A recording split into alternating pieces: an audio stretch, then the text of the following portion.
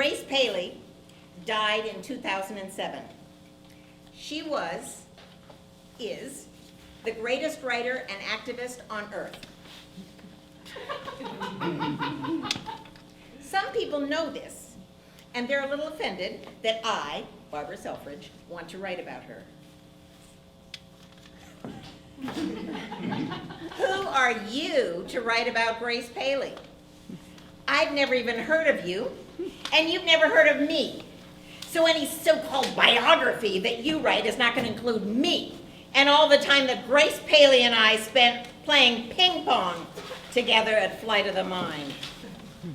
And most importantly, it won't include the really amazing things Grace said about my work. No, I'm not going to tell you what it is. What Grace said is too precious for me just to hand it over to some half-assed writing project. And by the way, don't say that you're writing about Grace Paley if all you're doing really is just writing about yourself.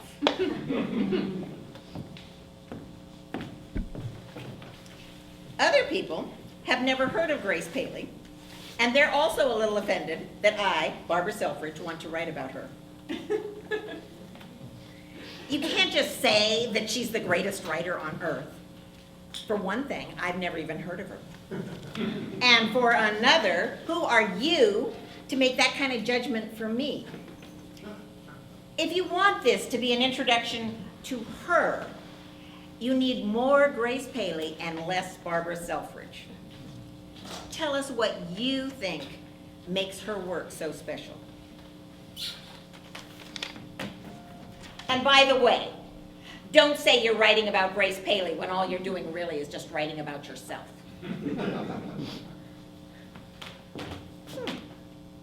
I wonder if anybody really says any of these things, or if that's just what my particular depression sounds like. Oops. I check, and guess what? Not only are these people absolutely real, but it turns out they belong to my writing group. Yikes. Anyway, I have a couple of answers.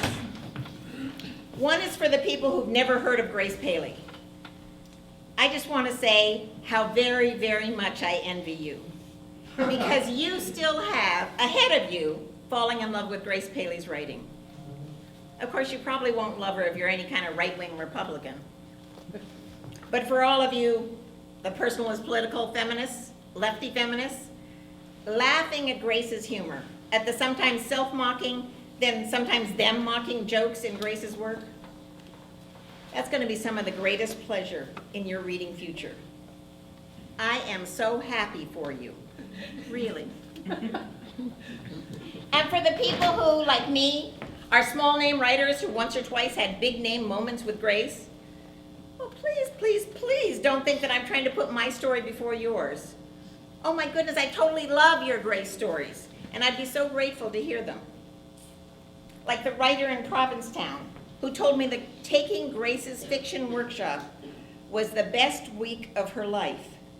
But then the next year, she didn't sign up for it again because she wanted to give somebody else a chance. What a sweet, bald truth. The happiest time in her entire life. And sweet, too, that in 10 cents, that Grace belonged not just to her, but to the world. Also, I'll tell you what Grace always says about writing. Every story is two stories. No, more like that. What you have to remember is that every story is two stories. Two stories that come together. Two whole worlds on a collision course with each other. And it doesn't matter if they collide or they scrape past each other or they miss each other altogether. Whatever happens, that's your story. The coming together of those two separate and complete worlds. That's your story. So see, I can't tell you my Grace Paley story without telling you about me.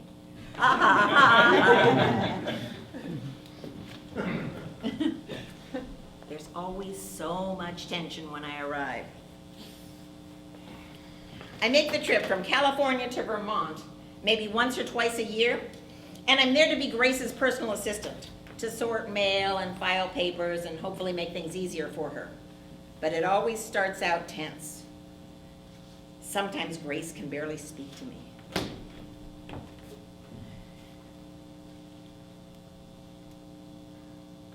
Are you hungry, darling? Can I fix you a little soup? That's what Grace says when she's not speaking to me. And what Bob Nichols says, right in front of Grace, the lecture that her husband gives me over and over every time I come. Barbara, you have got to find some way to get Grace organized. She's really helpless unless you can give her some kind of organization. Maybe you can see why Grace stops speaking to me.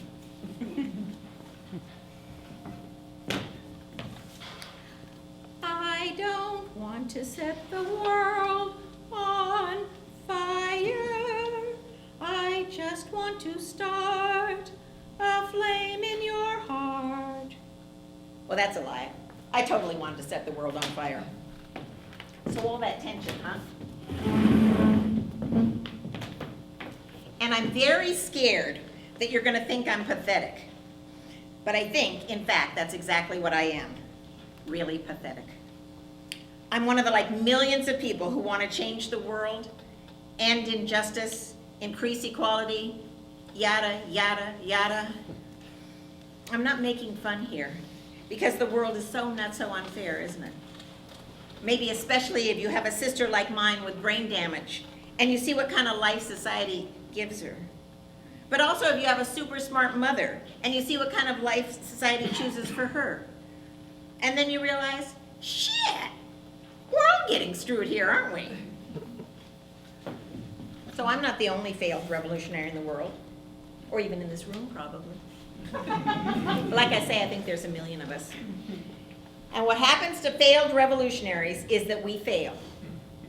We try to change the world, we fail, and then we try something else, something more desperate, more pathetic. When I was a teenager, changing the world seemed like such a good idea, and I was ready. I was a white girl who had crushes on Negro boys. Perhaps I'm dating myself. When I get to college, changing the world seems harder, so I take more desperate measures. I become a Maoist. Not just a communist, but a follower of Marxism, Leninism, Mao Zedong thought. The Maoists throw me out. And then I'm a Chicano studies major. Raza sí, guerra no. But I'm such a Chicano nationalist that I throw myself out.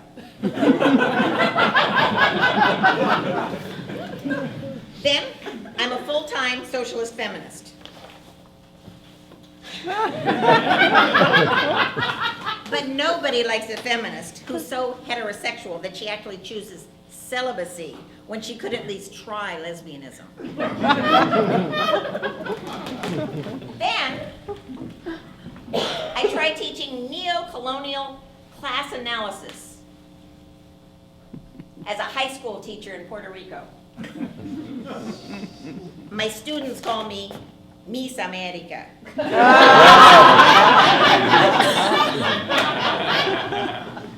Next, I'm a writer. Wait a minute. Suddenly, all those earlier failures catch up with me, and I'm a writer with tremendous material. Woohoo! After switching to writing, I have a bunch of years off. Not off from pathetic desperation. I'm still plenty desperate about my love life. Just not so much about my ability to change the world. After I switch to writing, I can relax and work on my long-term plan, which is to become a heartbreakingly beautiful writer of revolutionary prose, and then change the world through inciting my readership. I like that plan a lot. And I'm studying with Grace Paley, the writer/inciter who absolutely embodies that ideal. So of course, I think it's just a matter of time. The people, united, will never be defeated. Or, as one of my once Marxist comrades rewrites it, the slogan, exhausted, should never be repeated.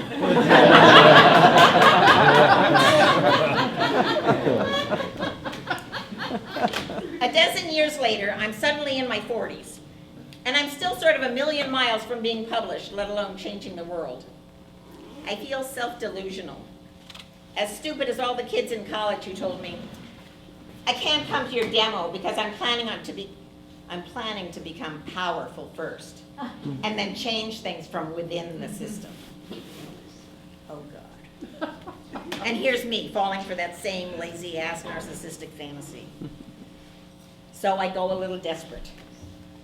I become the union rep on my job. There's a time suck for you. Especially if you're fighting on behalf of paste-up artists. The kind who wield X-Acto blades in the face of an industry that's rapidly going to computerize page layout. Plus, I give up on myself as a world-changing writer. I still write, but I'm not allowed to call it political activity anymore. I need something else, something that might work now. What I do, I rewrite my relationship with Grace Paley.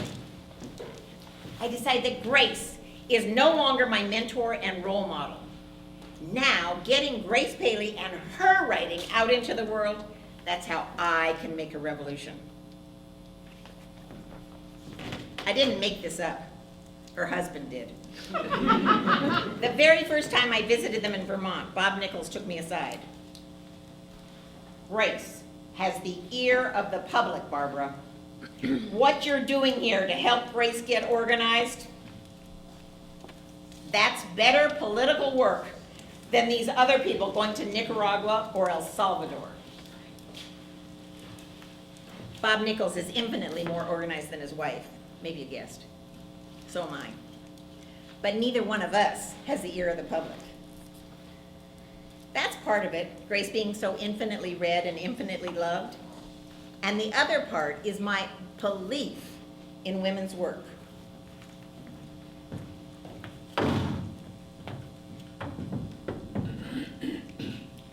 How do women raise children? They respect them. They hold conversations as equals with humans who can barely speak. What a skill, huh? And men who do not have that skill, what do they have? Secretaries and wives. Men have women who do all the support work that lets men think they're doing it all by themselves. The same support work that we do for babies. We make it easy for them to take the steps they think they're taking alone. Famous male writers are famous for having manuscript typing, sentence doctoring, publicity managing wives. Think about it.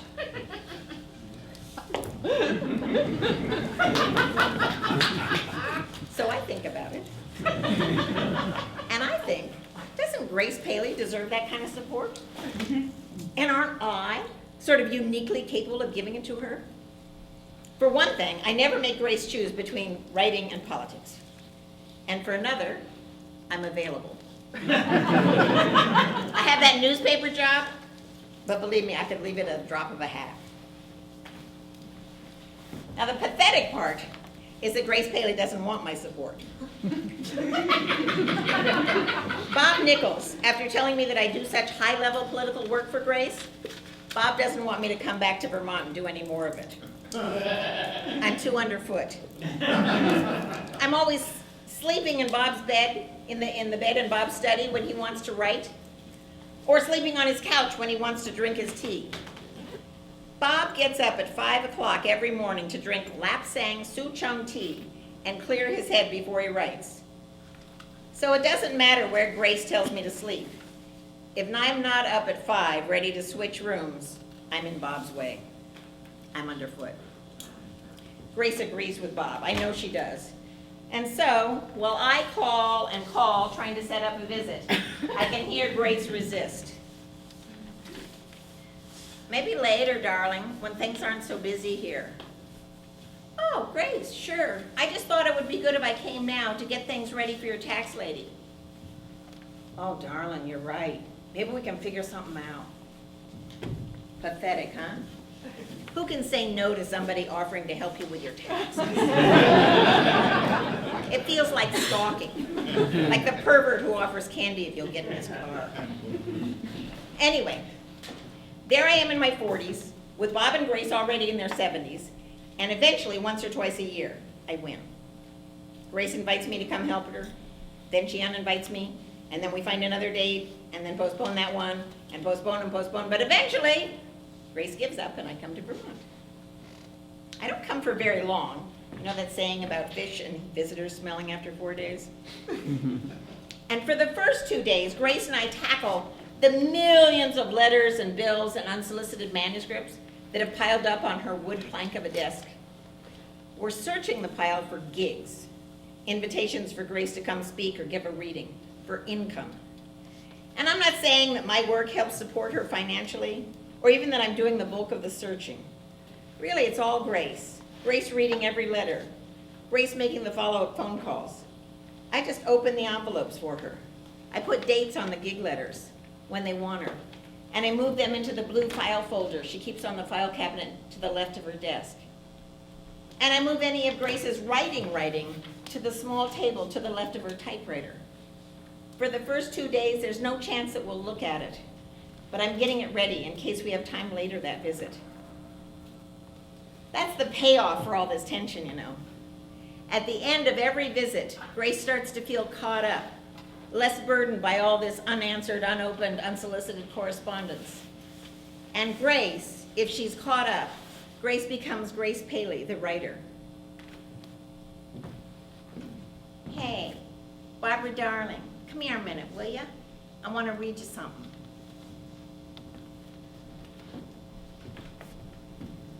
One day, an old lady stopped me as I was giving out leaflets.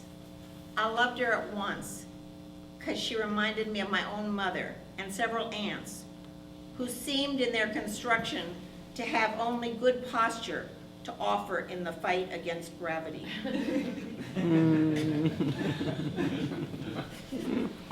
Now, Bob always says that Grace is disorganized, and everybody always says that Grace doesn't write enough. But here it is, the truth. If Grace feels caught up, she becomes Grace Paley, the writer. And how magic for me to be the loving ears she reads to. I am so hooked. And I know that Grace has Bob Nichols to read to. Bob to talk to and get arrested beside and snuggle with in bed. But I'm still in the running. Bob is, after all, 5 years Grace's senior, and he's already had hepatitis. Twice. It could happen. Statistically, it could happen that Bob dies first and that Grace is left alone. Maybe needing a loving companion to move in and make that alone after 70 life a little easier. It could happen. And anyway, I'm just saying, I'm available. And I hope that you'll be available later on to hear more about how I, Barbara Selfridge, stalked Grace Paley.